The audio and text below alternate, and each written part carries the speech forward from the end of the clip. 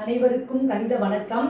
இப்போ பார்க்க போகிறது 8ஆம் வகுப்புக்குரிய கணக்கு கற்றல் விளைவு திறன்வழி மதிப்பீட்டு தேர்வு. அதில் சுற்று 4ல் 5வது கணக்கை பார்க்க போகிறோம். ஒரு வட்ட விளக்கப்படத்தில் கூறின் மதிப்பு 800 ஆகவும் மொத்த மதிப்பு 3200 ஆகவும் இருந்தால் மைய கோணம் என்ன அப்படின்னு சொல்லி கேட்டிருக்காங்க.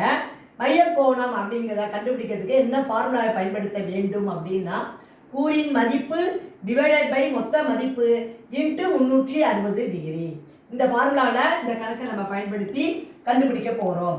கூறின் மதிப்பு எவ்வளோ கொடுத்துருக்காங்க அந்த கணக்கில் 800 பை மொத்த மதிப்பு எவ்வளோ 3200 இன்ட்டு 360 டிகிரி. இப்போ பார்த்தீங்கன்னா இந்த 2 பூஜ்ஜியத்துக்கு இந்த 2 பூஜ்ஜியத்தை அடிச்சுட்டேன். இப்போ 8 8 4 8 32. இப்போ 4 4 9 4 36 இந்த பூஜ்ஜியத்துக்கு எழுதிக்கிறேன். அப்போ வரக்கூடிய விடை என்ன கிடைக்குது? 90 டிகிரி.